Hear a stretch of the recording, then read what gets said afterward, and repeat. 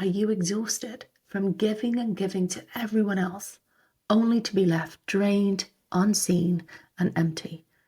No matter how much you sacrifice, it's never enough.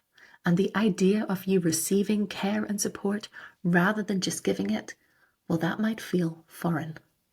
But this isn't random. It's a pattern running on autopilot, pulling you into relationships where you have to give endlessly, receiving very little in return. And it may block you from being able to receive the deep mutual love that you crave.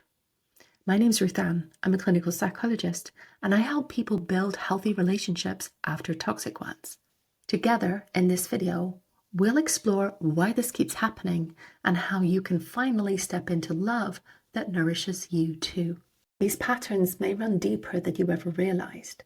When did you first learn to equate love with endless giving, self-sacrifice, and putting yourself last? This isn't just a habit or a personality trait. In fact, it may be a pattern rooted in your earliest experiences, and understanding where this pattern comes from is key to breaking free. I'm going to share some themes that may resonate, but your story and your experiences are unique to you. So don't take what I'm saying as a statement of fact. Use it as a springboard to explore your story. Taking time to understand yourself with warmth and empathy is a vital next step on your journey towards building the kind of love that you deserve. Solutions will come, but change starts with the courage to own your story. So what was your story?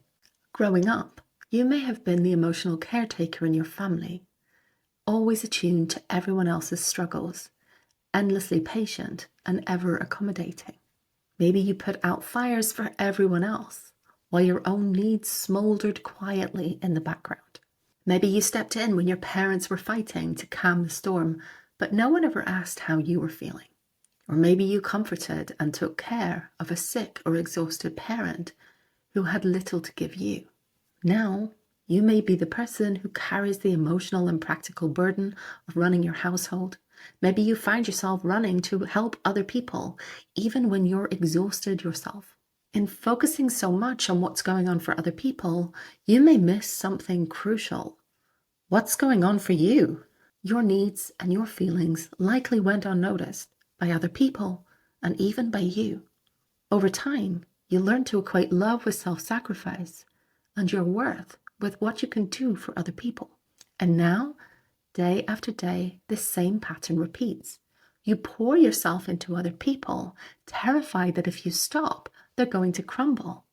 And given the partners and friends that you attract, that fear may not be far from the truth. But how long can you keep pouring from an empty cup until there's absolutely nothing left? And let me ask you another question. And what happens when you do have a little moment of awareness of what's going on for you? When you feel neglected, angry, or even resentful? Or what happens when you experience desire or longing for something that's just for you? Do you see your anger and your resentment as mere selfishness? Do you see your desire as the height of self-indulgence? Do you judge your own needs as being too much? It's pretty obvious that this caretaking pattern is only going to lead to emptiness and exhaustion. So why is it so hard to let go of? Well, the answer lies in some unexpected upsides. When someone close to you, like your partner or your parent, seems helpless, broken, dependent on you, it puts you in a crucial role. They need you, and someone who needs you is not likely to walk away. And this is the cruel paradox of the caretaker trap. The very thing that drains you also makes you feel indispensable. So while the sacrifice is immense, it feels far safer than the alternative of being unneeded, losing your sense of purpose, and facing the crushing fear of being abandoned. But this is no flaw. The little version of you who adopted the caretaking strategy was not naive, was not weak. They were actually really smart. In a world where your needs couldn't be seen or couldn't be met, you adapted. You learned that expressing your needs or sharing your feelings only ever led to disappointment. So you stopped asking, and you stopped expecting, and you stopped hoping. And when the adults around you couldn't care for you, you found another way to stay close by being useful and helpful and making sure that they couldn't manage without you. But that same strategy that once kept you safe now keeps you stuck in the caretaker trap. It draws you into relationships with people who take and take, and it may also push away the ones who could offer you the secure, mutual love that you deserve. Think about it. How would it really feel to be with someone who was emotionally steady, capable, and genuinely supportive? Someone who fully expects that love and support will flow in both directions. No more carrying someone else's burdens. A relationship where two people carry the load. No more sacrificing yourself for someone else's needs. This person might even take care of you on occasion. Does it feel like relief? Or be honest, does it feel a little unsettling? Logically, letting go of the caretaker role should feel like freedom. Emotionally, it can feel like you're stood on the edge of a cliff, exposed, terrified, and unsure of who you are without it. If you're not the one holding everything together, well, what is keeping your relationships together? This fear can spiral into overwhelming anxiety. You see, if your partner doesn't need you, well, do they actually want you? And if you're not essential, why would they stick around? And then it gets worse. Your healthy partner notices you're struggling and they say, "Hey, are you okay? Is there anything I can help with?" They're offering you empathy, care, and support, but you feel panic.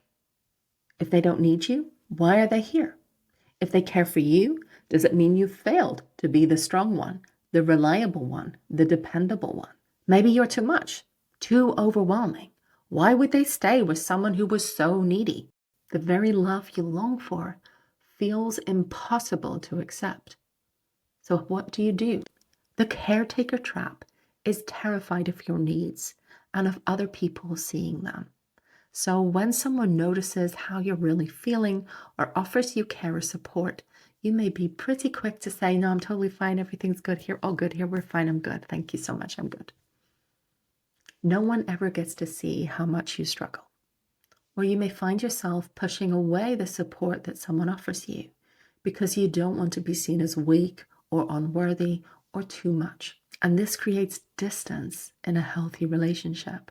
Your partner may be confused and hurt by the seeming rejection, and you continue to feel invisible and very much alone. And sometimes, in order to distract yourself from your own needs, you may create a few problems. You may find ways to insert yourself into your partner's struggles in order to feel useful again. But to a healthy partner, this can feel intrusive and overbearing. Over time, it erodes trust and intimacy and can put even the strongest relationship at risk. But remember this, none of this is your fault. These patterns didn't come from nowhere. They were survival strategies hardwired into you from long ago. And they may feel unshakable, but change really is possible. Recognizing these old patterns is the first step. As you uncover the childhood needs that shape these patterns, you can start to meet these needs in healthier ways as an adult, without having to lose yourself in anyone else's struggle. Imagine a love where you don't have to prove your worth. A relationship where you're not carrying someone else's burdens, but walking together side by side, fully seen and fully valued. Because real love doesn't ask you to disappear in order to meet other people's needs. It invites you to exist. Maybe part of you doesn't even dare to hope that something different could be possible. Maybe wanting more, real love, real care feels dangerous. Because what if you let yourself believe it could be possible and it never comes? The real question isn't whether you're ready to let go of overgiving, but whether you're ready to receive. This is not a journey for the faint of heart. It requires real courage. But if you're ready and willing to take the risk of opening your heart in order to receive as well as to give, I'm going to share some very practical steps that you can take in this video right here.